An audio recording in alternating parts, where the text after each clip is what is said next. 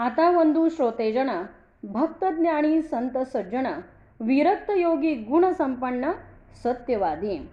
बघा, आता आपण सुरुवातीलाच सांगितलंय की दासबोध ग्रंथ म्हणजे 20 दशक आणि 200 समास आहेत. एक दशक म्हणजे 10 समास असणारा एक दशक, ज्याच्यामध्ये 10 समास आहेत असा तो एक दशक, असे 20 दशक आहेत. आणि आपण आता सुरुवातीपासून पहिल्या दशकापासून सुरुवात केलेली आहे. तर पहिल्या दशकामध्ये आपण मंगलाचरण पाहिलं. पहिला समास मंगलाचरण. श्रोते पुस्ती कोण ग्रंथ, काय बोलिले जी येथ श्रवण केले आणि प्राप्त काय आहे. पहिल्या समासामध्ये श्रोत्यांचा प्रश्न आहे आणि आत्ताचा समास पण श्रोते स्तवनच आहे. पहिल्या समासातच श्रोत्यांनी प्रश्न केलाय, श्रोते पुस्ती कोण ग्रंथ, काय बोलिले जी येथ श्रवण केली आणि प्राप्त काय आहे. या ग्रंथामध्ये श्रवण केली आणि प्राप्त काय आहे. तर बघा, कोणताही ग्रंथ लेखक किंवा संत म्हणा, संतांशिवाय ग्रंथांचं लेखन होत नाही. त्यामुळे कोणतेही संत जेव्हा ग्रंथ लिहिण्यासाठी घेतात त्यावेळेला त्यांच्याकडे 4 मुद्दे स्पष्ट असतात की ग्रंथामध्ये काय सांगायचे आहे, ते का सांगायचे आहे आणि ते कोणाला सांगायचे आहे आणि ते कसे सांगायचे आहे. ह्या 4 गोष्टी प्रत्येकाकडे आधी स्पष्ट असतात. त्यामुळे जरी श्रोत्यांचा प्रश्न असला की श्रोते पुस्ती कोण ग्रंथ, काय बोलिले जी येथ श्रवण केली आणि प्राप्त काय आहे, तर याची प्राप्ती आपण पुढे पुढे पाहत आलोय. दुसरा दिला समास गणेश स्तवन, ओम नमोजी गणनायका. गणपतीचं समर्थांनी स्तवन केलं, कारण कार्यारंभी गणेशाचं स्तवन करणं सगळीकडे पद्धत आहे. त्यामुळे समर्थांनी प्रथम गणेशाचं स्तवन केलं. ओम नमोजी गणनायका, सर्व सिद्धी फळदायका, ज्ञानभ्रांती छेदका बोधरूपा, माझी अंतरी भरावे, सर्व काळ वास्तव्य करावे, मजवाक शून्यासी वदवावे, कृपा कटाक्ष करुणी, तुझे नि कृपेचे निबळे, वितळुती भ्रांतीची पढळे आणि विश्वभक्षक काळे दास्यत्व कीजे. असं गणपतीचं स्तवन केलं, गणेशाचं स्तवन केलं समर्थांनी. नंतर पुढे समर्थांनी शारदेचं स्तवन केलं. आता वंदू वेद माता. काय म्हटलंय, आता वंदू वेद माता. ती कशी आहे, शब्द मूळ वाग्देवता महामाया दाखवली. पुढे सद्गुरूंचं स्तवन केलं. आता सद्गुरू वर्ण वेना. सद्गुरूंचं वर्णन तर करूच शकत नाही. मायेच्या बळे करीन स्तवन ऐसे वांछित होते म्हण, तरी माया झाली लज्जा म्हण काय करू. सद्गुरूंचं वर्णन नाही करू शकत. नंतर पुढे दिला तो 5वा दिला संत स्तवन. आता वंदीन सज्जन, जे परमार्थाचे अधिष्ठान, जयेचेनी गुह्य ज्ञान प्रगटे जनी. या संतांमुळे काय होते, आपल्याला गुप्त असलेलं धन ते प्राप्त होतं. म्हणून संतांना वंदन केलं. म्हणजे पहिलं गणेशाला वंदन केलं, नंतर शारदेला वंदन केलं, नंतर सद्गुरूंना वंदन केलं, नंतर संतांना वंदन केलं आणि आता 6वा समास आहे तो श्रोते स्तवन. आता श्रोत्यांचं स्तवन आहे. आता श्रोत्यांचं स्तवन का बरं केलं असेल समर्थांनी, कारण श्रोत्यामुळे वक्ता आहे. हो, श्रोत्यामुळे काय आहे, वक्ता आहे. जर का श्रोता समोर नसेल तर वक्ता काय बोलेल सांगा बरं. म्हणजे वक्ता बोलतो पण समोर श्रोते असतील तर वक्ता बोलणार ना. म्हणून काय सांगितलंय, दशक 6वा श्रोते स्तवन. आता वंदू श्रोतेजन, भक्त ज्ञानी संत सज्जन, विरक्त योगी गुण संपन्न सत्यवादी. मग काय म्हटले बघा श्रोत्यांना, कसे आहेत श्रोते. श्रोत्यांना वंदन केले समर्थांनी आणि काय म्हटले, भक्त. मग आता आपण विचार करायचा, आम्ही प्रत्येकाने विचार करायचा की खरोखर आम्ही भक्त आहोत का. आपण खरोखर भक्त आहोत का भगवंताचे. फक्त बघा, भक्त आणि फक्त ह्या दोन्हीमध्ये फार फरक आहे. भक्त आणि फक्त. जो फक्त प्राप्तीसाठी भगवंताकडे जातो, मला काहीतरी मिळावं, मला काहीतरी प्राप्त व्हावं, माझ्या मुलाचं लग्न व्हावं, माझ्या मुलीचं लग्न व्हावं, माझ्या संसारातल्या अडचणी दूर व्हाव्यात. बघा काय काय काय काय काय काय प्रत्येकाच्या काय काय वेगवेगळ्या अडचणी असतात. मग प्रत्येकजण ह्या अडचणी घेऊन जर का भगवंताकडे गेला संसाराचं, मग अरे भगवंत काय म्हणतो की अरे तू संपूर्ण नाशिवंतामध्ये अडकलाय, हे सगळं नासकं आहे. आणि मनुष्य तर एवढा लबाड आहे ना की तो भगवंताला नारळ घेऊन जातो. बघा म्हणजे आपली लबाडी बघा किती आहे की त्या भगवंताला नारळ घेऊन जायचं आणि तो नारळ चांगला निघाला की नाही, की अगदी जेवढे होतील तेवढे बारीक तुकडे तुकडे करून 5 तुकडे आपण तिथे ठेवतो. मला शक्य असतं तर मी मोहरी एवढा पण तुकडा केला असता 5. म्हणजे एवढा मनुष्य लबाड आहे. जेवढे होतील तेवढे बारीक बारीक तुकडे करून त्या भगवंताजवळ ठेवायचे 5 आणि बाकीचं नारळ घेऊन यायचं घरी. आणि तोच नासका निघाला की नाही, की तो तिथं सगळाच तुला घे, मला ह्यातलं काहीच नको. म्हणजे नासका नारळ निघाला तर देवा तुझा, आणि तो जर का चांगला असेल तर तो माझा. म्हणजे असा लबाड मनुष्यदेह आहे. त्यामुळे आपण फक्त नको, आपल्याला भक्त व्हायचं आहे. आपल्याला फक्त राहायचं नाही, आपल्याला अखंड निष्काम श्री सेवा दास्य भक्ती करायची. आता दुपारीच एका महाराजांचा मला फोन आला की ताई मला तुमच्या ग्रुपमध्ये जॉईन करून घ्या वगैरे वगैरे. तेव्हा मी त्यांना सांगितलं की बाबा ही निष्काम श्री सेवा दास्य भक्ती आहे. निष्काम, इथं वासना काही नाही की बाबा वक्त्यालाही अपेक्षा नाही की मला काहीतरी मिळावं, किंवा हो अपेक्षा आहे पण कुठली, स्वहिताची, की मला जे देशील भगवंता ते तरुण जाण्यासाठी मला तू प्राप्ती करून दे. मग प्राप्तीच कशाची मागितली आपण, तर प्राप्तीच त्या भगवंताचीच मागितली, सद्वस्तूचीच प्राप्ती मागितली. एकदा त्यालाच मागून घेतलं ना, बघा त्या भगवंतालाच एकदा मागून घेतलं तर मागण्यासारखं काहीच उरत नाही हो. भगवंता तू माझा आणि मी तुझा, एवढं मी तूपणाची बोलवण झाली ना की बाकी काही उरत नाही. म्हणून काय सांगितलंय, भक्त ज्ञानी. आता ज्ञानी तर आपण किती आहे हो. बघा आता समर्थांनी आपल्याला ज्ञानी म्हटलंय, पण आपल्या ठाई ते ज्ञान आहे का. प्रत्येकाने आत्मपरीक्षण करायचे. कारण बघा भक्तीमध्ये सर्वात महत्त्वाचं आहे ते आत्मपरीक्षण. मग आत्मपरीक्षण म्हणजे काय, तर पाहावे आपण असे आपण आपल्याला स्वतःला पाहता आलं पाहिजे की भगवंता मी तुझी भक्ती करते, पण खरं ती अंतःकरणापासून करते का. भगवंता मी दुसऱ्याची अवगुण बघते, पण ते अवगुण माझ्यात तर नाहीत ना. मग आधी पाहावे आपण असे आपण, आधी अंतःकरण आपलं आपल्याला शोधून पाहता आलं पाहिजे. आपण जर का एखादा अवगुण दुसऱ्याकडे पाहिला तर तो आपल्याकडे पण आहे की नाही. बघा म्हणून सांगितलंय काय की प्रत्येक वेळेला आत्मपरीक्षण महत्त्वाचं आहे. तर तो ज्ञानी आणि संत. मग संत कोणाला म्हणायचं, संत म्हणायचं कोणाला, ज्याची वृत्ती शांत आहे. करी वृत्ती जो संत तो संत जाणा. ज्याची वृत्ती अखंड शांत आहे तो संत. बघा आता बघा इथे एकनाथ महाराजांचं उदाहरण फार सुंदर आहे की शांती ब्रह्म म्हणतो आपण. एकनाथ महाराजांना काय म्हणतो, शांती ब्रह्म. मग एकनाथ महाराजांनाच आपण शांती ब्रह्म का म्हणतो, कारण बघा ज्या वेळेला लोकांनी विचार केला पैठणच्या की अरे काही केलं यांना रागच येत नाही, काही केलं यांना रागच येत नाही, मग हे कसं काय.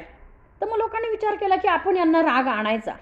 आपण काय करायचं, यांना राग आणायचा. मग आता राग आणायचा म्हटल्यावर ठीक आहे, एक जण म्हटला ठीक आहे मी जातो. अगदी 200 रुपयाची त्यावेळेला पैंज लागली की एकनाथ महाराजांना राग आणायचा. आता ते गृहस्थ गेले आणि चप्पल दारात न सोडताच ते डायरेक्ट देवघरापर्यंत गेले हो महाराजांच्या. आता चप्पल सहित ते देवघरापर्यंत गेल्यामुळे एकनाथ महाराजांच्या पत्नी बघा बोलल्या की अहो चप्पल. तर एकनाथ महाराज बोलले त्यांना मला भेटण्याची एवढी ओढ लागली की त्यांना दारामध्ये चप्पल सोडण्याचं सुद्धा भान राहिलं नाही. म्हणजे देह भान हरपून ते माझ्यापर्यंत आलेत. त्यांना ती चप्पल दारात काढण्याचं सुद्धा भान राहिलेलं नाही. आणि बघा गिरिजा मातेच्या तोच गृहस्थ आता तरी पण राग आला नाही, मग आता राग आणायचा.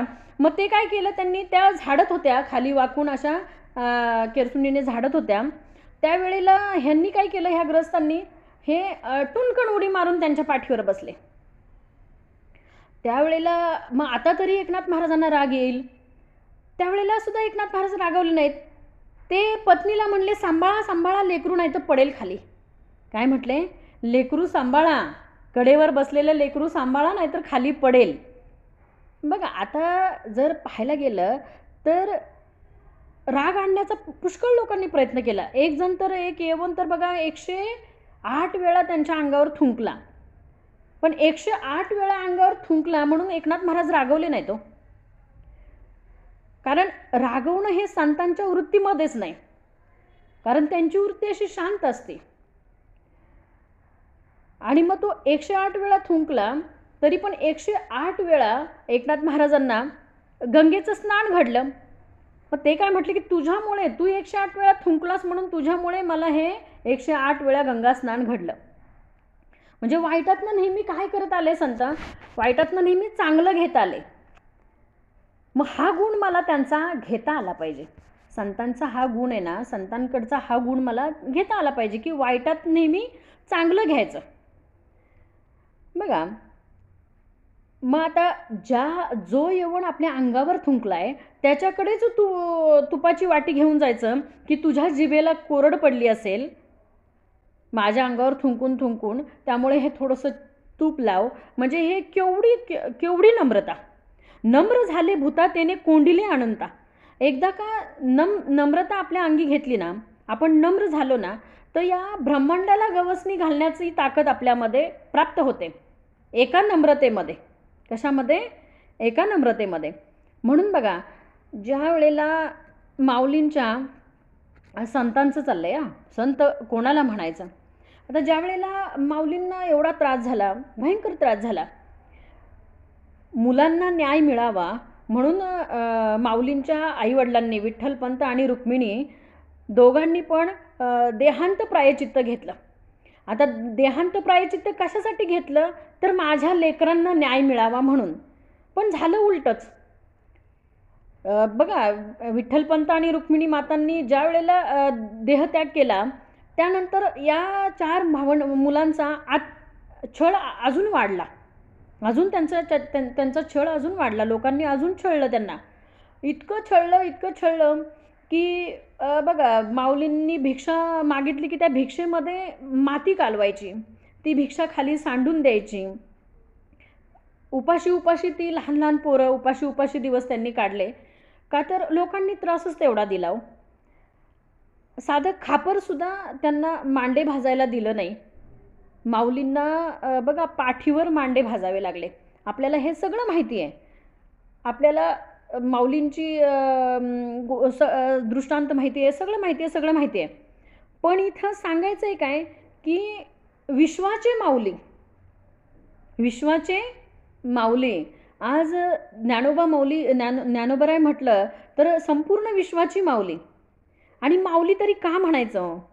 तर माऊलींची भाषासुद्धा एवढी गोड आहे की नाही.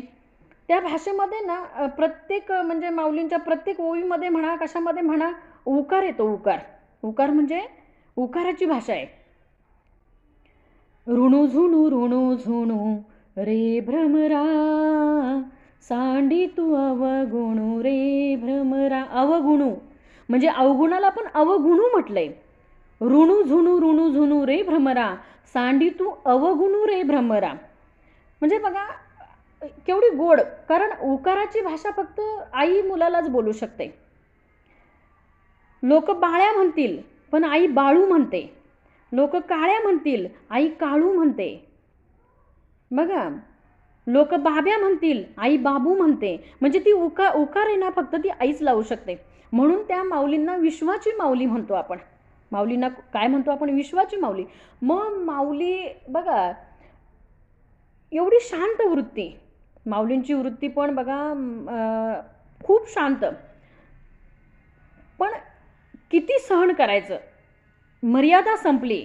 आणि ज्या वेळेला मर्यादा संपली त्यावेळेला माऊलींनी ताटी लावून घेतली. त्यावेळेला माऊलींनी काय केलं? ताटी लावून घेतली, बंद केलं, कवाड बंद केलं आणि आतमध्ये बसले. सहन होईना, सहनशीलतेच्या पलीकडे गेलं सगळं.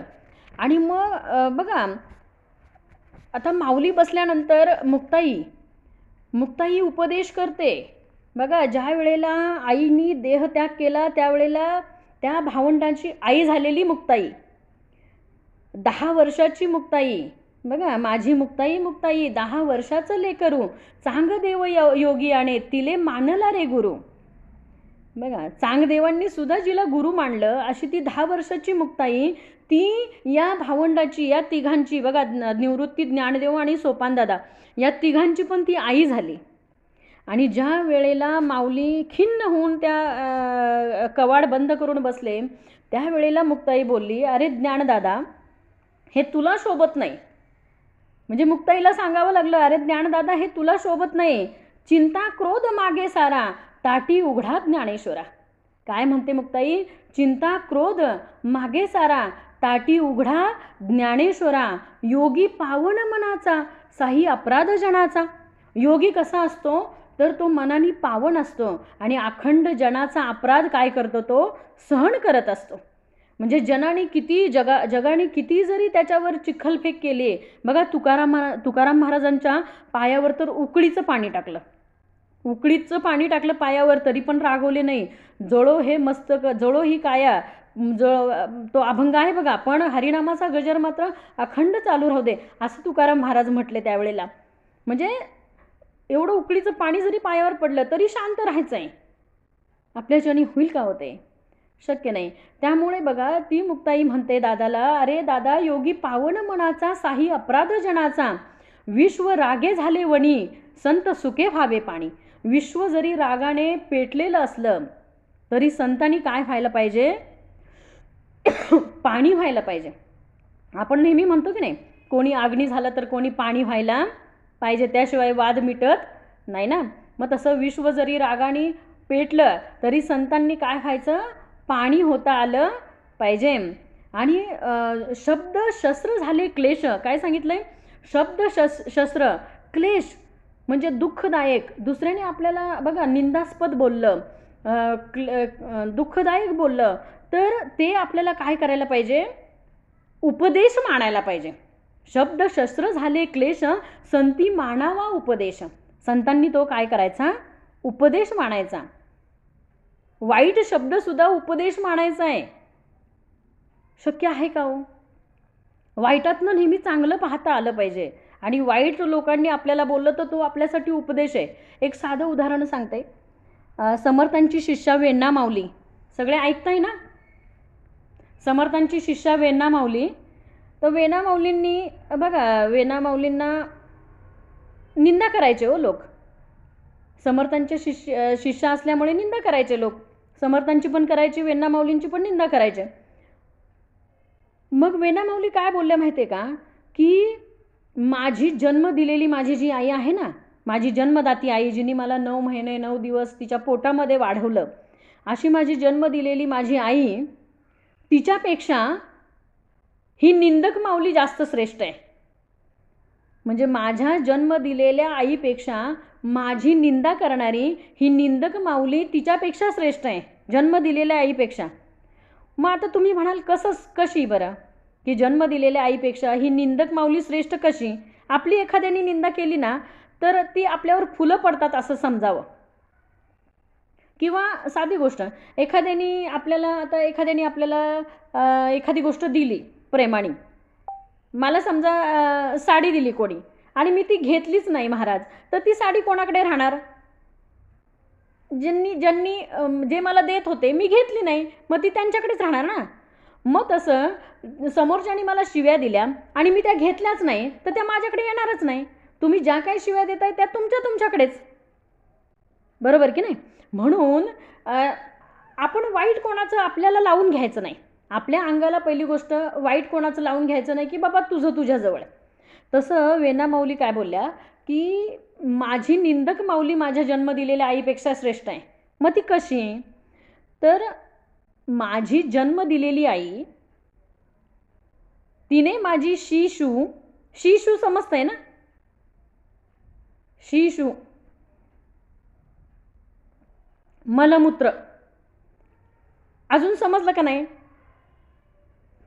हां, मग हे माझी शिशू माझ्या जन्म दिलेल्या आईने तिच्या हाताने काढली. कशाने काढली? तिच्या हाताने काढली. पण माझी निंदक माऊली आहे ना, तर तिने माझी घाण तिच्या तोंडाने काढली हो. त्याच्यामुळे ती माझ्या जन्म दिलेल्या आईपेक्षा ती श्रेष्ठ आहे असं वेण्णा माऊली म्हणतात. म्हणून आहे ना, एखाद्याने आपल्याला तोंडाने वाईट बोललं ना, तर खरं तर आहे ना, ह्या मुखामध्ये भगवंताच्या नामाशिवाय दुसरं काही असूच नाही. नामाविन मुख सर्पाच येते बीळ, जिव्हा काळ सर्प आहे. जिव्हा काय आहे? काळ सर्प आहे. म्हणून या मुखामध्ये अखंड काय पाहिजे? भगवंताचं नाम पाहिजे. नामाविन मुख. आणि या मनाला ना कायम खाद्य लागतं. मी तुम्हाला सांगते, माझं उदाहरण म्हणून सांगते की या मनाला कायम खाद्य लागतं. आपण जर का मनाला काहीच दिलं नाही की नाही, की ते कुठे पण भटकतं आणि काही पण विचार करत सुटतं. काय पण म्हणजे मनाचा वेग एवढा आहे की नाही, की तो म्हणजे कशाचाच एवढा वेग नाही एवढा आपल्या मनाचा वेग आहे. एवढ्या वेगाने ते मन धावत असतं. म्हणजे विमानाचा पण वेग कमी पडेल, कशाचाही वेग त्या मनापुढे कमी पडेल. म्हणून समर्थ काय म्हणतात की या मनाला बघा, समर्थांनी सुद्धा या मनाला आवरण्यासाठी 205 श्रीमनाचे श्लोक समर्थांना लिहावे लागले. मना असज्जना, मना असज्जना, मना असज्जना, मना असज्जना. म्हणजे मना तू सज्जन आहेस, तू सज्जन आहेस, तू सज्जन आहेस. सज्जन तर अजिबात नाही. तुमचं आमचं मन खरं तर सज्जन नाही. मन कसं आहे माहिती आहे का? घडी एका क्षणाला ते जिलेबीवर ताज्या ताज्या बसेल आणि दुसऱ्या क्षणाला ते गार जिलेबीवर पण जाऊन बसेल. आता दोन्ही जिलेबीतला फरक तुम्हाला समजला आहे, मला फोडून सांगायची गरज नाही. त्याच्यामुळे ह्या मनाची अवस्था अशी आहे की जेने मक्षिका भक्षिली जाणीवेची, तया भोजनाची रुची प्राप्त करायची. म्हणजे ह्या मनाची अवस्था एवढी भयंकर आहे. म्हणून मनाला समर्थांनी किती गोंजरलंय. मना सज्जना भक्तिपंथेची जावे, तरी श्रीहरी पाविजे तो स्वभावे. मना निंदते सर्व सोडून द्यावे. दुसऱ्याची निंदा करणं सोडून द्यावे. बघा, दुसऱ्याची निंदा करणं मनाला सांगितलं की सोडून दे. मना सज्जना हित माझे करावे, रघुनायका दृढ चित्ती धरावे. मना सज्जना, मना सज्जना, मना सज्जना. किती त्या मनाला सांगितलं की तू सज्जन आहेस, तू सज्जन आहेस. पण खरोखर सज्जन आहे की नाही ते पाहावे आपण बघा. मग आता त्या ज्ञानेश्वर माऊलींना ते ताटी उघडण्यासाठी त्या मुक्ताईने किती आळवलं हो. आपल्याला किती भरकटत गेलं तरी आपल्याला मुद्द्यावर परत यायला पाहिजे. तर त्या मुक्ताईने सांगितलं बघा की विश्व रागे झाले वनी, संत सुके व्हावे पाणी. विश्व जरी रागाने पेटलं तरी तुम्ही पाणी व्हायला पाहिजे. आणि शब्द शस्त्र झाले क्लेश, संती मानावा उपदेश. तो कसा मांडला पाहिजे? उपदेश मांडला पाहिजे. वाईटातनं नेहमी मला चांगलं घेता आलं पाहिजे. बघा, कोणतीही गोष्ट असू द्या, आपण पॉझिटिव्हिटी आणि निगेटिव्हिटी, म्हणजे निगेटिव्ह जायचंच नाही, निगेटिव्हिटीमध्ये जायचंच नाही. मला अखंड त्याचा सकारात्मक विचार करता आला पाहिजे. नकारात्मक विचाराकडे मला जायचं नाही. अखंड सकारात्मक विचार मला कोणत्याही गोष्टीचा करता आला पाहिजे. जे झालं ना ते चांगल्यासाठी झालं, जे होत आहे ना ते चांगल्यासाठी होत आहे. बघा, एक राजा असतो आणि त्यांचा जो प्रधान असतो तर तो फार हुशार असतो. आता काय होतं की राजाचं बोट कापलं जातं. राजाचं काय होतं? बोट कापतं. आता तो प्रधान काय म्हणतो की जे होतं ते चांगल्यासाठी होतं. आता राजाचं बोट कापलंय आणि प्रधान काय म्हणतो? जे होतं ते चांगल्यासाठी होतं. मग त्या राजाला राग आला हो. राजा म्हणला माझं बोट कापलंय आणि हा म्हणतो जे होतं ते चांगल्यासाठी होतं. मग त्या राजाला राग आला. त्यांनी प्रधानाला घेतला आणि ह्याच्यात टाकला, बंदिवासात टाकला. मग आता त्याला कैद केल्यानंतर राजा एकटाच गेला सैन्य घेऊन शिकारीला. आता शिकारीला जंगलात गेल्यानंतर सैन्याची आणि राजाची झाली चुकामुक झाल्यानंतर राजाला बघा एका आदिवासी लोकांनी पकडलं आणि त्यांच्या देवीसमोर नेलं. आता बळी द्यायचा. राजा एकटाच पडला, सैन्य कोणी बरोबर नाही. प्रधानजी पण आपण त्याला हे करून आलोय, कैद करून आलोय. मग आता राजा एकटा आणि त्या देवीसमोर तर बळी द्यायचंय. मग सगळी बळी देण्याची सगळी तयारी वगैरे झाली. आता राजाला समोर आपला मृत्यू दिसतोय. राजाला आता कळलं की मी क्षणार्धात आता माझं संपलेलं आहे सगळं, बकऱ्यासारखं माझं बळी जाणार आहे. त्यावेळेला ती लोक जी होती आदिवासी लोक, त्यांनी चेक केलं बरं का. बळी द्यायचा पण तो पण कसा पाहिजे, व्यवस्थित पाहिजे की नाही, त्याला कुठं काय लागलेलं खरचटलेलं असून चालणार नाही. मग त्या लोकांनी चेक केलं तर राजाचं बोट कापलेलं दिसलं. नाही नाही म्हणले, हा काय बळी चालणार नाही, ह्याला जिथनं सापडला तिथं सोडून या परत. मग ते राजाला सोडलं. सोडल्यानंतर तडक राजा घरी आला हो. आता घरी आल्यानंतर पहिला तो राज्यात आल्यानंतर पहिला तो त्या प्रधानजीला जाऊन सोडलं त्याने. म्हणला, तू बोललास की जे होतं ते चांगल्यासाठी होतं, माझं आज बोट कापलं नसतं तर माझा बळी गेला असता फुकटचा तिथे, बरोबर की नाही. पण मला एक कळलं नाही की तुला मी जेव्हा बंदिवासात टाकत होतो, तुला मी जेव्हा म्हणजे कैद केलं, त्यावेळेला पण तू हेच बोलला, जे होतं ते चांगल्यासाठी होतं. मग ते मला जरा समजून सांग म्हटला. राजा प्रधानजीला काय बोलला की ते मला जरा समजून सांग की मी तुला कैद करताना पण तू हेच बोलला की जे होतं ते चांगल्यासाठी होतं. मग राजा बोलला, साधी गोष्ट आहे महाराज, मी तुमचा प्रधानजी असल्यामुळे जिथं तुम्ही तिथं आम्ही. आता जर का आपण दोघंही त्या लोकांना सापडलो असतो तर तुमचं बोट कापलं म्हणून तुम्हाला सोडून दिलं असतं आणि बळी मला दिला असता. म्हणजे तुम्ही मला इथं बंद केलं त्याच्यामुळे मी पण जिवंत आहे, आणि तुमचं बोट कापलेलं म्हणून तुम्ही पण जिवंत आहात. त्यामुळे जे होतं ते नेहमी चांगल्यासाठी होतं. म्हणून वाईट कोणाचं वाटून घ्यायचं नाही. पहिली गोष्ट, कोणाचंही बोलणं आपण मनाला लावून घ्यायचं नाही किंवा त्याचा त्रास करून घ्यायचा नाही. जे जिथं झालं ते तिथंच सोडून आपल्याला पुढे जाता आलं पाहिजे. म्हणून काय सांगितलं बघा पुढे, मुक्ताई काय म्हणते, ब्रह्म जैसे तैसे परी, आम्हा वडील भूते सारी. आणि पुढे तर एवढं छान मुक्ताईने सांगितलंय की जीभ दाताने चावली कोणी बत्तीशी काढली. ती ज्ञानदादाला उपदेश करताना म्हणते की म्हणजे संतांनी कसं असावं. आता ज्ञानेश्वर माऊली एवढे संत असून किंवा एवढी विश्वाची माऊली असून माऊलींना सुद्धा अनावर झालं हो लोकांचा त्रास. तर आम्हाला तुमची आमची काय कथा. माऊलींना सुद्धा सहन झाला नाही लोकांचा त्रास. लोकांनी कोणाला त्रास देणं सोडले सांगा मला तुम्ही. आणि मग बघा ती काय म्हणते, मुक्ताई काय म्हणते की 32 दातांच्या मध्ये जीव आहे. 32 दातांच्या मध्ये काय आहे, जीव आहे. मग ती 32 दातांच्या मध्ये आहे, पण त्या 32 दातांमध्ये चुकून जर का ती मध्ये आली आणि चावली गेली तर काय आपण आपली 32शी काढून टाकतो का? नाही काढून टाकत हो. का नाही काढून टाकत? कारण म्हणच आहे ना, दातही आपले. आता तुम्ही म्हणाल ओठही आपले, पण मी म्हणेल जीभही आपली, बरोबर की नाही. आता दाताचं जिभेचं चाललंय, पण दातही आपले, ओठही आपले आणि जीभही आपली, म्हणजे सगळं आपलंच आहे. आपली जीभ आपल्या दातांनी काढली चावली तर आपण काही काढून टाकतो का? म्हणून मुक्ताई काय म्हणते ज्ञानदादाला की अरे ही बोलणारी लोक सगळी आपली आहेत. ही सगळी आपण कोण आहोत. तुम्ही स्वस्वरूपाला विसरू नका.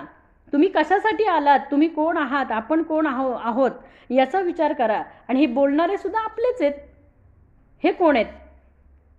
आपलेच दात आणि आपलेच ओठ ना. मग एवढा उपदेश, एवढा सुंदर उपदेश मुक्ताईने ज्ञानदादाला केला. त्यावेळेला ज्ञानदादा कुठं आले, ताटीच्या बाहेर आले हो. एवढा अधिकार माझ्या मुक्ताईचा आहे. त्यामुळे काय सांगितले, ज्ञानी, संत आणि सज्जन. मग आता सज्जन आहे ना, तर हे सज्जन आपल्याला आपण म्हणून उपयोग नाही. आपल्याला स्वतःला आपण स्वतः सज्जन म्हणून उपयोग नाही. सज्जन कोणी म्हटलं पाहिजे? आपल्याला सज्जन दुसऱ्याने म्हटलं पाहिजे हो. आपली आपण करी स्तुती तो एक मूर्खाच्या लक्षणामध्ये समर्थांनी दिलेली आहे ओवी, दिलेली आहे की नाही. आता बघा एवढ्या धावपळीमध्ये तुमचं कोणाचं लक्ष असेल, आत्ता मी सुद्धा आत्ता पाहते, जस्ट मी आत्ता पाहते की मी साडी बिडी घातली, सगळी घातली, पण हातामध्ये काहीच नाही घातलेलं. म्हणजे ह्या सगळ्या गडबडीमध्ये माझं आत्ता लक्ष गेलं. पण आपण या सगळ्या गोष्टींना महत्त्व देत नाही. आपल्याला महत्त्वाचं काय आहे, आपल्या पुढे महत्त्वाचं काय आहे. म्हणून बघा सांगायचं म्हणजे काय की देह भान विसरून कोणत्याही कार्याला वाहून दिलं ना, तर ते देहाचं भान सुद्धा माणसाला असू नये. देहभान विसरून त्याच्यामध्ये उतरावं. मग पुढे काय सांगितलंय बघा, भक्त, ज्ञानी, संत, सज्जन, विरक्त, योगी, गुणसंपन्न, सत्यवादी. आता गुणसंपन्न आपण किती आहोत? समर्थांनी आपल्याला म्हटलंय गुणसंपन्न आणि सत्यवादी, पण गुणसंपन्न आपण आहोत का, हा प्रश्न आहे. बघा आपण आपल्या मुलीचे लग्न ठरायच्या वेळेला आपण तिकडे सांगतो सासरी, माझी मुलगी सर्व गुणसंपन्न आहे. पण ती किती सर्व गुण संपन्न असते ना, ते त्या बोलणाऱ्या फक्त आईलाच माहिती असतं, कारण ती तिची मुलगी असते ना. फक्त काय आहे, आपला म्हणजे आता कविताताई भाजी घेऊन जातात म्हणून सांगते, आपला माल विकला जावा म्हणून आपण त्याची स्तुती करत असतो, बरोबर ना. पण आपल्याला माहिती आहे की आपला माल कसा आहे, बरोबर ना, सर्व गुण संपन्न आहे का कसा आहे. अगदी आपण तेवढ्यापुरतं खोटं बोलू, सत्यवादी आहोत का आपण, सांगा बरं.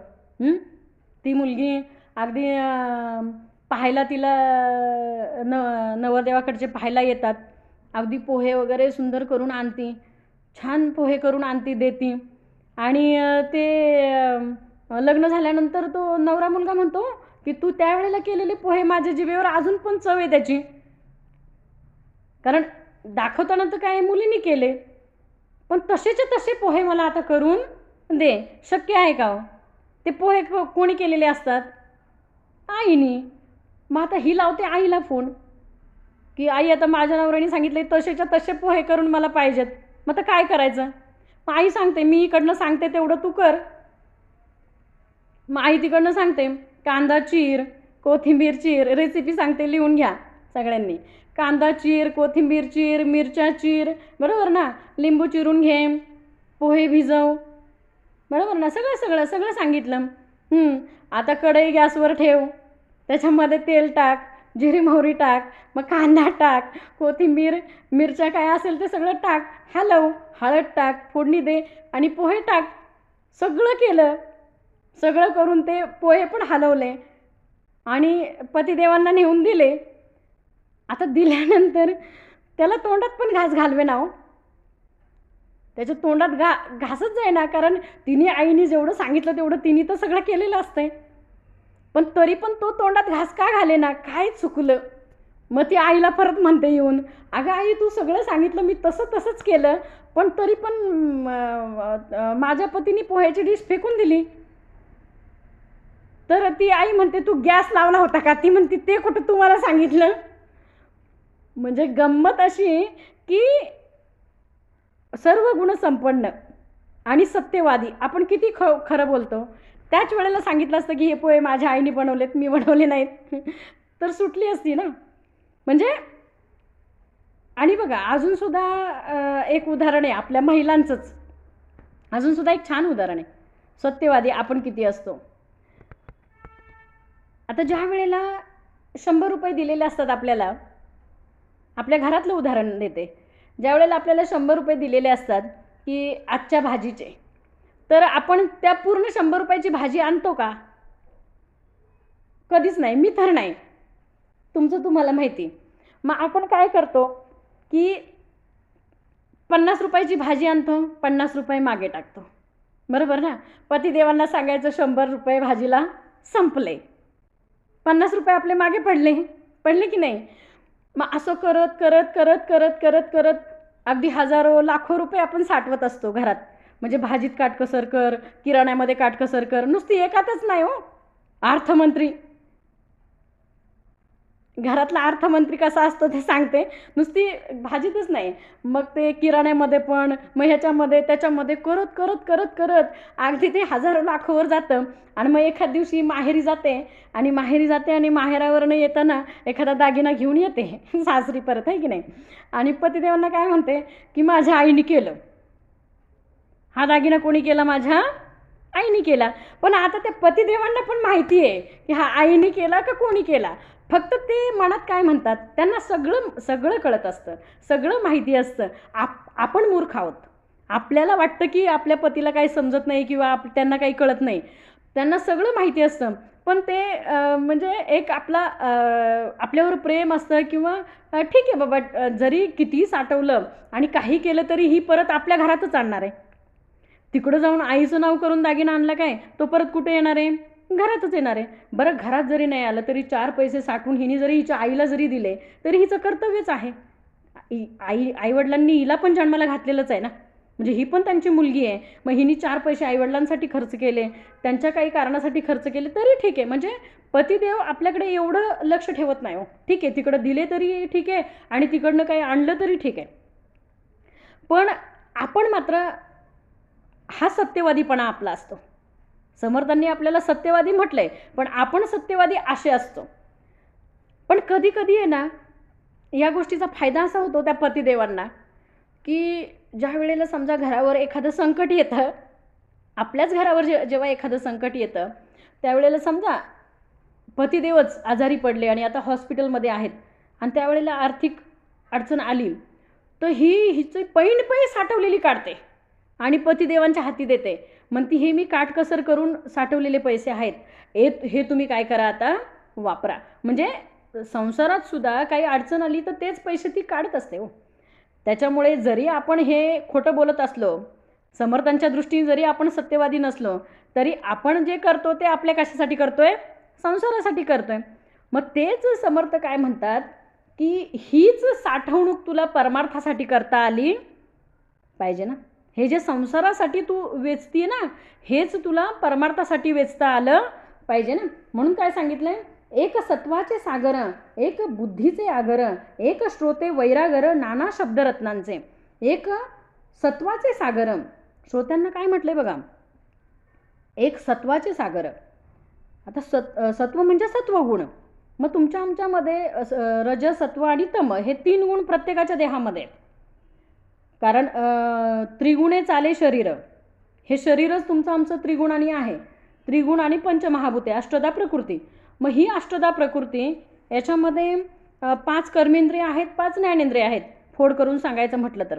आणि अजून देहाची फोड तर भरपूर मोठी आहे. 84 लक्ष योनी किंवा 82 तत्वाचा देह, हे सगळी फोड जर का करायला गेलं तर हे भरपूर आहे. पण इथे काय सांगितलं, की एक सत्वाचे सागर, एक बुद्धीचे आगर, एक श्रोते वैरागर नाना शब्दरत्नांचे.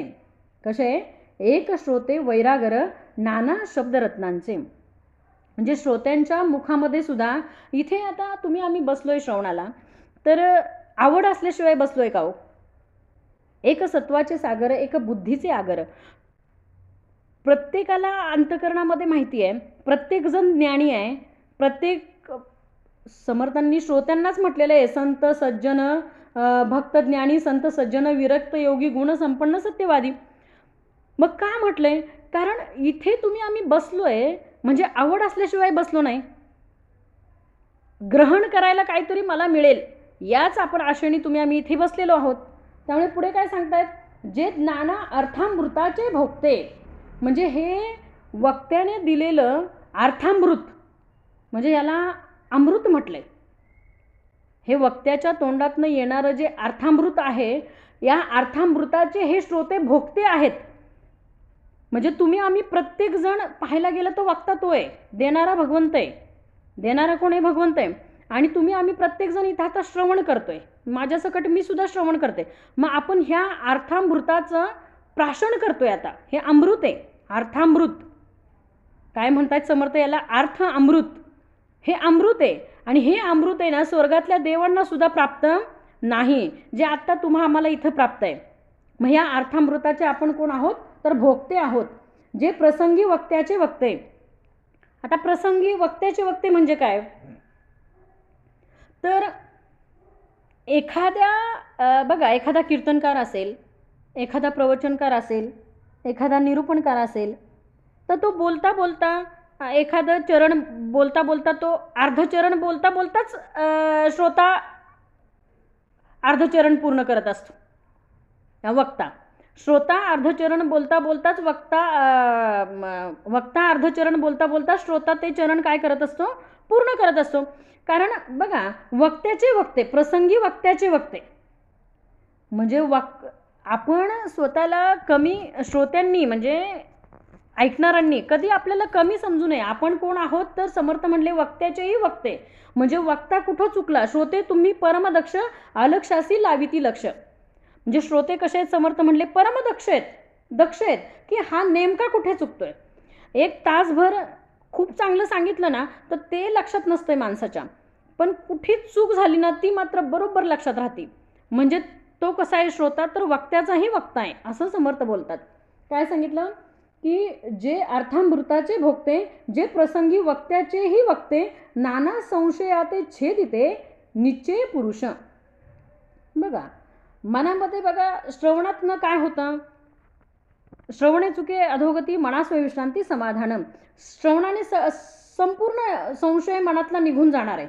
म्हणून पुढे सांगितलं, ज्याची धारणा अपार जे ईश्वराचे अवतार ना तरी प्रत्यक्ष सुरवर बैसले जैसे. ज्याची धारणा अपार जे ईश्वराचे अवतार. समर्थ म्हणतात, माझ्या समोर बसलेले श्रोते मला प्रत्यक्ष ईश्वराचे अवतारच दिसत आहेत. का दिसतात ईश्वराचे अवतार? तर श्रोता नाही तर वक्ता नाही हो. म्हणून पुढे सांगितलंय की हे ऋषेश्वराची मंडळी शांत स्वरूप सत्वागळी जयाचेनी सभा मंडळी परमशोभा. आता या सभेला शोभा कोणामुळे आहे? आता ही आपली सभा आहे किंवा हे आपलं व्यासपीठ आहे. आता व्यासपीठावर नुसता वक्ता बसला, समोर श्रोते नसतील तर शोभा आहे का त्याला? म्हणजे ऐकणारा पाहिजे. मग श्रोत्यामुळे काय झाली तर आता बघा, एखाद्या ठिकाणी अखंड हरिनाम सप्ताह असतो, तर मग तिथे वक्ता असतो बसलेला, पण श्रोते 4च असतात समोर. मग त्या वक्त्याला प्रश्न पडतो की अरे बाबा काय सांगायचं आणि काय बोलायचं, कारण श्रोते समोर ऐकणारेच नाहीत ना. बऱ्याच ठिकाणी म्हणजे मला सुद्धा जिथे जिथे अशी प्रवचनं वगैरे मिळाली ह्याच्यामध्ये, तर बऱ्याच ठिकाणी मला असे प्रसंग आले की बाबा आपण बोलणार काय, कारण समोर ऐकणारे पाहिजेत ना. समोर जर का ऐकणारे असतील तर वक्ता बोलेल, कारण त्यांच्या अंतःकरणामध्ये जे आहे तेच वक्त्याच्या मुखातनं येत असतंय हो. जसा मागणी तसा पुरवठा. समोर मागणी असेल तर पुरवठा होणार आहे, समोर मागणी नसेल तर पुरवठा होत नाही. म्हणून पुढे काय सांगितलं की हे ऋषेश्वराची मंडळी शांत स्वरूप सत्वागळी जयचेनी सभा मंडळी परमशोभा.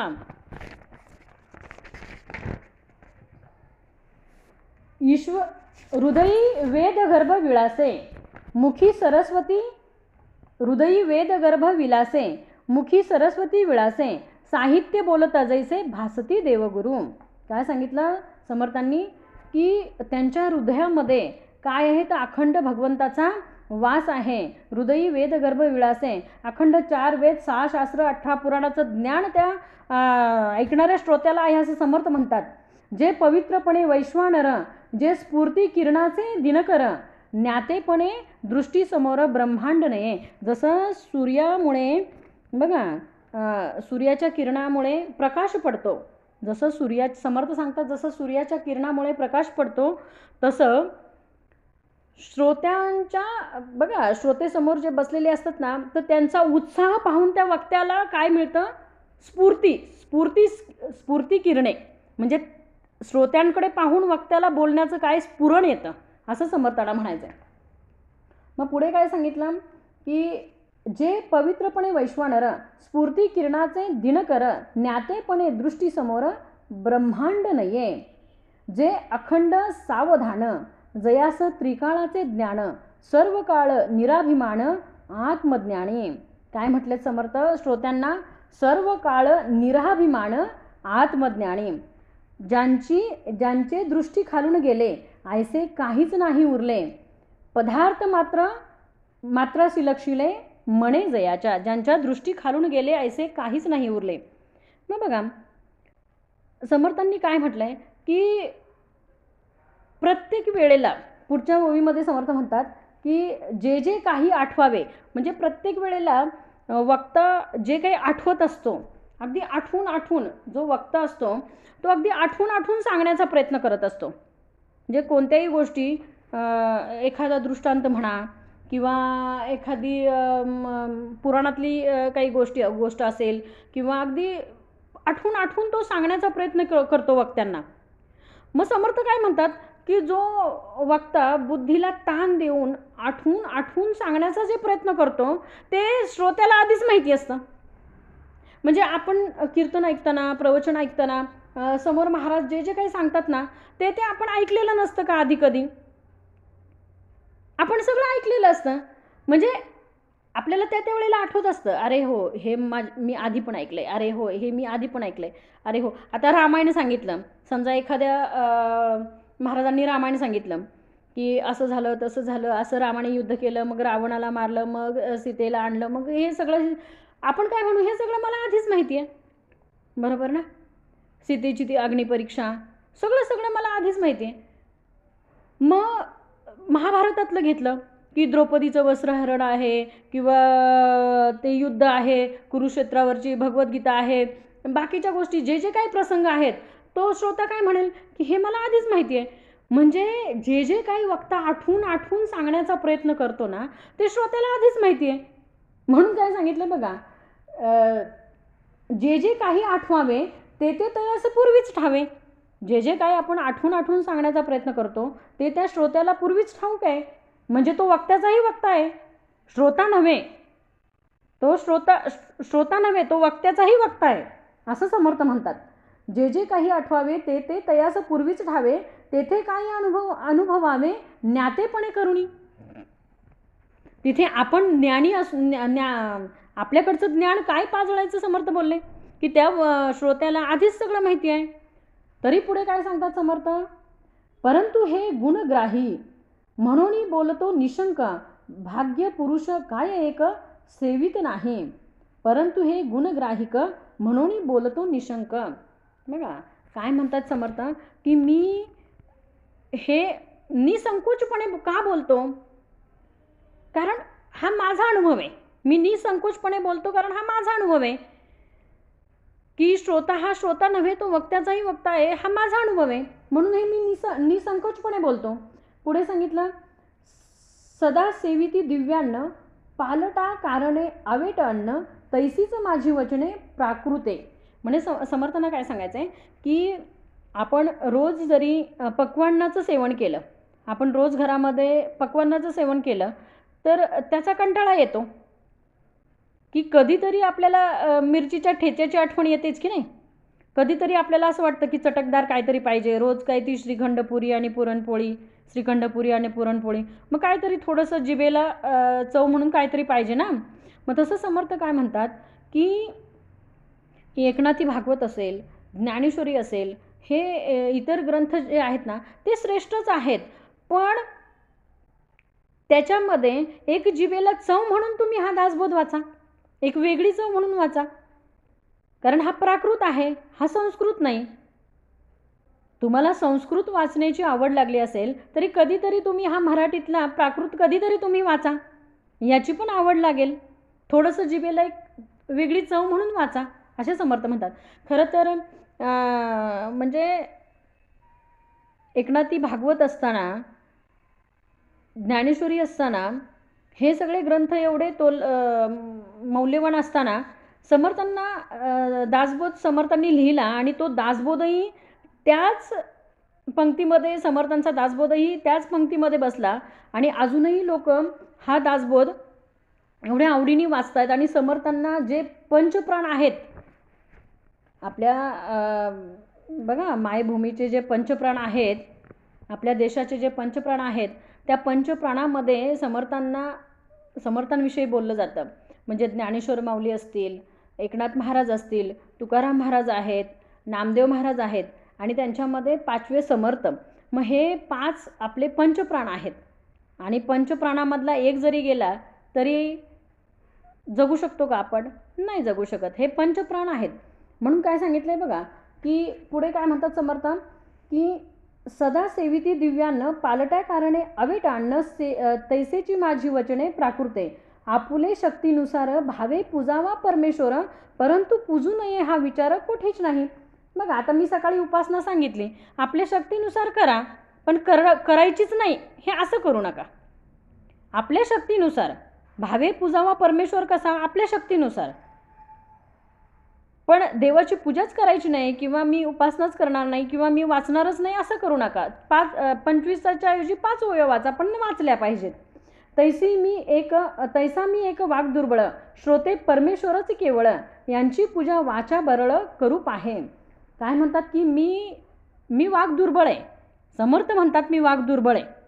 म्हणजे आपण काय म्हणायचं बघा, म्हणजे आपण स्वतःला वाणीभूषण वगैरे अशा ज्या पदव्या लावतो की नाही, तर समर्थ स्वतःला काय म्हणतात, मी वाक दुर्बळ आहे आणि श्रोते परमेश्वराची केवळ आहे, तरी मी त्यांची पूजा वाचा दुर्बळ करू पाहे. मी माझ्या वाचेने तुमची काय करतो तर पूजा करतो, असे समर्थ म्हणतात. मग पुढे काय सांगितलं, तैस व्युत्पत्ती नाही कळा नाही, चातुर्य नाही, प्रबंध नाही, भक्ती ज्ञान वैराग्य नाही, गौल्यता नाही वचनाची. म्हणजे हे गुण माझ्याकडे नाही असं जे म्हणतात ना, त्यांच्याकडेच हे गुण असतात महाराज. समर्थ काय म्हणतात, हे काहीच कुठलेच गुण माझ्याकडे नाही, पण ते त्यांच्याकडे. संत संत म्हणत नाही की मी गुणी आहे, मी ज्ञानी आहे, मी भक्त आहे, असं समर्थ कधी म्हणत नाही. पण जे म्हणत नाहीत ना, त्यांच्याकडेच हे सगळे गुण असतात. आणि आपण नसताना दाखवत असतो मी एवढा गुणी आहे, पण आपल्याकडे नसतातच गुण, तरी पण आपण दाखवण्याचा प्रयत्न करतो. आणि त्यांच्याकडे असून ते दाखवत नाहीत कधी. पुढे काय सांगितलं, वित्पत्ती नाही कळा नाही, ऐसा माझा वाग्विलास, म्हणून बोलतो सावकाश, भावाचा भोगता जगदीश म्हणून या. मग भगवंताला माझा हा भोळा भाव भगवंताला कळतोय, म्हणून मी निसंकोचपणे बोलतोय, असं समर्थ म्हणतात. तुम्ही श्रोते जगदीश मूर्ती, तेथे माझी वित्पत्ती किती, बुद्धिहीन अल्पमती सलगी करतो. तुम्ही श्रोते काय आहेत, तर जगदीश मूर्ती आहात, तुम्ही भगवंताची मूर्ती आहात, म्हणून मी तुमच्याशी काय करतोय, सलगी करतोय. सलोकता, समीपता, स्वरूपता आणि सायुज्यता, ह्या 4 मुक्ती दाखवल्या ना. मग सलोकता म्हणजे भगवंताशी सलगी करणं. मग आता समर्थ आपल्यालाच म्हणतात की तुम्ही माझ्यासाठी भगवंत आहात, तुम्ही माझ्यासाठी काय आहात, भगवंत आहात, आणि म्हणून मी तुमच्याशी काय करतोय, सलगी करतोय. पुढे सांगितलं, समर्थांचा पुत्र मूर्ख जगे, परी सामर्थ्य आहे त्याच्या अंगी, तुम्हा संतांची सलगी म्हणून करीतो. का तर बघा, भगवंताचा समर्थाचा पुत्र कसा आहे, मूर्ख जगी जरी असला तरी सामर्थ्य त्याच्या अंगी आहे, आणि म्हणून मी तुमची काय करतोय, सलगी करतोय. व्याघ्र सिंह भयानक, देखोनी भयचकित लोक, परी त्यांची पिल्ले निशंक तयापुढे खेळती. आता व्याघ्र आणि सिंह कसं आहे, भयानक आहे. आपण ते आपल्या समोर आले तर आपण थांबू का, आपली पळताभुई थोडी होईल. व्याघ्र आणि सिंह आपल्या समोर आले तर आपण तिथे थांबणार नाही. का थांबणार नाही, कारण देखोनी भयचकित लोक, व्याघ्र सिंह भयानक, पण त्यांची पिल्ले त्यापुढे निसंकोच खेळती. पण त्या वाघाची पिल्लं, त्या सिंहाची पिल्लं, त्यांना भीती वाटते का, त्यांची नाही वाटत भीती, कारण ती निसंकोच त्यांच्या पुढे काय करतात, खेळतात. आता समर्थांच्या आयुष्यात पण एक असा प्रसंग आला की समर्थ ज्या वेळेला गंगा स्नान करून येत होते, त्यावेळेला समर्थांपुढे सुद्धा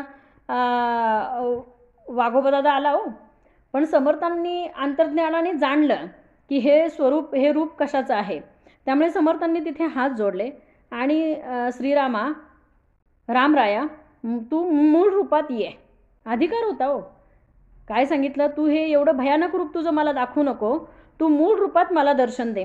आणि त्या क्षणी त्या ठिकाणी त्या वाघाचं प्रत्यक्ष रामप्रभूमध्ये रूपांतर झालं आणि रामाचं तिथं समर्थांना काय झालं, दर्शन झालं. आणि मला एवढं सांगायचं आहे की समर्थांचा गुरु प्रत्यक्ष श्रीरामच होते. समर्थांना अनुग्रह देणारे समर्थांचे गुरु प्रत्यक्ष श्रीराम होते. आणि जे प्रत्यक्ष श्रीराम ज्यांचे गुरु आहेत त्यांचा अधिकार केवढा असेल, तुम्ही मला सांगा. प्रत्यक्ष श्रीराम ज्यांचे गुरु आणि रामाचं प्रत्यक्ष ज्यांना दर्शन झालं त्यांचा अधिकार केवढा असेल, समर्थांचा अधिकार केवढा असेल. अहो, समर्थ म्हणजे साधी म्हणजे ईश्वर कोटीतले, आपण नेहमी म्हणतो की नाही की संत म्हणजे ईश्वर कोटीतले लोक, पण समर्थांबद्दल सांगायचं म्हटलं तर समर्थ प्रत्यक्ष मारुतीचा अवतार, भीमरूपी महारुद्र वज्र हनुमान मारुती, होणारी अंजनी सुता रामदूता प्रभंजना. बघा, प्रत्यक्ष मारुतीचा अवतार असणारे समर्थ, कारण युगानुयुगे आपण त्याच्याबरोबर आहोत. आत्तासुद्धा तुम्ही आम्ही इथे आपण आता जमलोय की नाही, आता आपण सगळे इथे जमलोय, आपण युगानुयुगे त्याच्याबरोबर आहोत, म्हणून आपल्याला त्याची गोडी हो. मी मागच्या वेळेला पण म्हटलं की आपण बघा, श्रीकृष्ण होता तेव्हा आपण गोपिका होतो, म्हणून आज आपण इथे. आपल्याला गोडी उगीच नाही, हा बहुत जन्माचा ठेवा आहे. आम्हाला बहुत जन्माचे पुण्य जोडे तरीच परमार्थ घडे. परमार्थ सोपी गोष्ट नाही, हे बहुत जन्माचं पुण्य आहे आणि त्या पुण्याईने आपल्याला आज इथे एकत्र केलेलं आहे. म्हणून काय सांगितलं पुढे, व्याघ्रसिंह भयानक, देखोनी भयचकित लोक, परी त्यांची पिल्ले निशंक तयापुढे खेळती. आपल्याला बघा, व्याघ्रसिंह भयानक, आता याचा दुसऱ्या अर्थाने आपण घेतलं तर काळाला सगळे घाबरतात, काळाला सगळे घाबरतात, मृत्यूला सगळे घाबरतात. पण संत असे आहेत की ते मृत्यूचं स्मरण करतात. मरणाचे स्मरण असावे, हरिभक्तीचं साजर व्हावे. अखंड मरणाचं स्मरण करत असतात. कारण प्रत्येक क्षण, मी आता कुठे चाललोय? मरणाच्याच दारी चाललोय. प्रत्येक क्षण माझ्या आयुष्यातला एक एक क्षण कमी होतोय. आजचा दिवस गेला म्हणजे तो माझ्या आयुष्यात पुन्हा उद्या येणार नाही. उद्याचा दिवस उद्या येईल, पण आजचा दिवस उद्या येणार नाही.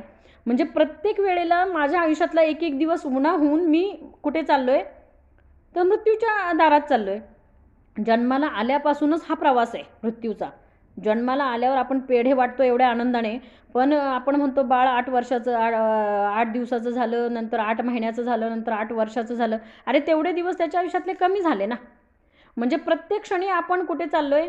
मग आता ह्या काळाला सगळे घाबरतात की कधी तो घालाघालील सांगता येत नाही. परंतु समर्थाचा दास किंवा भगवंताचा भक्त या काळाला कधी घाबरत नाही. का घाबरत नाही? कारण तो काय म्हणतो माहिती आहे का, की जेवढं मला भगवंतांनी आयुष्य दिलंय, आत्ताचा हा क्षण आहे ना, हा माझ्या हाती आहे ना, मी त्याचं नाव घेईल. पुढच्या क्षणाला मरण आलं तरी माझी तयारी आहे, कारण मी त्याचं नाव घेऊन जाते ना. म्हणजे आत्ताचा क्षण मला गोड करता आला पाहिजे हो. पुढच्या क्षणाचा विचार नाही करायचा की पुढचा क्षण माझ्या आयुष्यात असेल का नसेल. असेल तर त्याची कृपा, आणि नसेल तरी त्याची कृपा. बरोबर आहे ना. कधीतरी तर जाणं आहेच ना. म्हणून काय सांगितलंय की तैसा मी संतांचा अंकित, तुम्हा संतापाशी बोलत, तरी माझी चिंता तुमचे चित्त वाहेल की. काय सांगितलंय की तैसा मी संतांचा अंकित, तुम्हा संतापुढे बोलत, तरी माझी संतापाशी बोलत, तरी माझी चिंता तुमचे चित्त वाहेलच की. मी संतांचा कोण आहे? अंकित सांगितलंय. समर्थ म्हणतात मी संतांचा अंकित आहे, अगदी पायाची धूळ पण नाही. तुम्हा संतापुढे बोलत, तरी माझी चिंता तुमचे चित्त वाहेलच की. आता इथं पाहायला गेलं तर आपल्या वशिष्ठ गुरुकुलची चिंता काय आहे? काय आहे चिंता? की प्रत्येकाने काय केलं पाहिजे? तर प्रत्येकाने श्रवण केलं पाहिजे, श्रवणाचं मनन केलं पाहिजे, मननाचा निजध्यास लागला पाहिजे. ही चिंता आहे की प्रत्येक जणाने अभ्यास केला पाहिजे. पण माझी चिंता तुमच्या चित्तामध्ये मिसळली पाहिजे. तुमच्या चित्ताला ती तळमळ माझी कळली पाहिजे. असे समर्थ म्हणतात की माझी तळमळ जी आहे ना, चिंता म्हणजे तळमळ, चिंता म्हणजे थोडक्यात तळमळ. आता ही समर्थांची तळमळ होती म्हणून दासबोध ग्रंथ झाला, माऊलींची तळमळ होती म्हणून ज्ञानेश्वरी ग्रंथ झाला, एकनाथ महाराजांची तळमळ होती बघा, बुडते हे जन न देखवे डोळा. संतांना हे जन बुडताना बघून बघवत नाही हो. म्हणून काहीतरी बाबा की सुटकेचा मार्ग पाहिजे, आणि हा सुटकेचा मार्ग आपण बघा शोधलेला आहे. तर ही तळमळ प्रत्येकाला कळावी एवढीच फक्त गुरुकुलची काय अपेक्षा आहे. पुढे काय सांगितलंय? आपलेच बोले वाऊगे, त्यांची संपादनी करणे लागे, परंतु काही सांगणे न लगे, न्यून ते पूर्ण करावे. समर्थ काय म्हणतात की आपलेच बोले वाऊगे, आपलंच पोरगं बोबडं बोलत असेल तर त्याचं बोबडं बोलणं जसं तुम्ही समजून घेता, तसं जर का माझं काही चुकलं असेल तर तुमचा मुलगा तुमची मुलगी समजून मला काय करा, समजून घ्या, आणि जिथं कमी पडलंय तिथं तुम्ही पूर्ण करा. न्यून ते पूर्ण करावे. न्यून म्हणजे जिथं कमी पडलं तिथं तुम्ही पूर्ण करा. कालच मी सांगितलं ना की 60,000 आणि 60 वर्ष. मग 60,000च्या ऐवजी 60 वर्ष म्हटलं तर ते वरचे शून्य तुम्ही घाला. न्यून ते पूर्ण करावे. जेवढं कमी पडलं तेवढं तुम्ही पूर्ण करा. आणि पुढे सांगितलं हे तो प्रचितीचे लक्षण, स्वभावेचे करी मन, तैसे तुम्ही संत सज्जन मायबाप विश्वाचे. कशा आहात तुम्ही? संत सज्जन विश्वाचे मायबाप आहात. माझा आशय जाणून जीवे, आता उचित ते करावे, पुढे कथे सावधान द्यावे, म्हणे दासानुदास. समर्थ स्वतःला दासानुदास म्हणतात. मग आपण काय म्हणावं? इति श्री दासबोधे गुरुशिष्य संवादे श्रोतेस्तवन निरूपण समास 6वा. जय जय रघुवीर समर्थ. विठ्ठल विठ्ठल विठ्ठल विठ्ठल.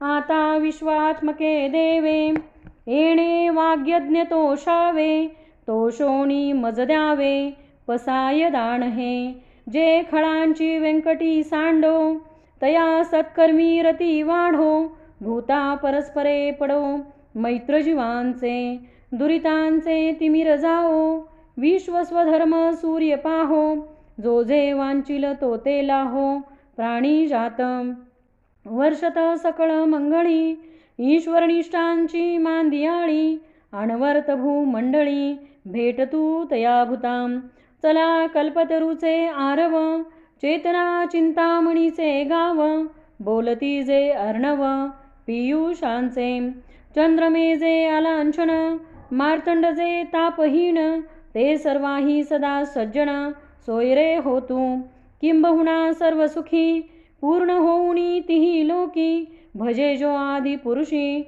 अखंडित, आणि ग्रंथोपजीविये विशेषी लोकीये, दृष्टादृष्ट विजये होवा वेजी, एथ म्हणे श्री विश्वेश्वरा हो, हा होईल दान पसाओ, येणे वरे ज्ञानदेव सुखिया झाला, येणे वरे ज्ञानदेव सुखिया झाला, येणे वरे ज्ञानदेव सुखिया झाला. पुंडलिक वरदाहर विठ्ठल श्री ज्ञानदेव तुकाराम पंढरीनाथ भगवान की जय. माऊली ज्ञानेश्वर महाराज की जय. जगद्गुरु तुकाराम महाराज की जय. सब संतन की जय. जय जय रघुवीर समर्थ.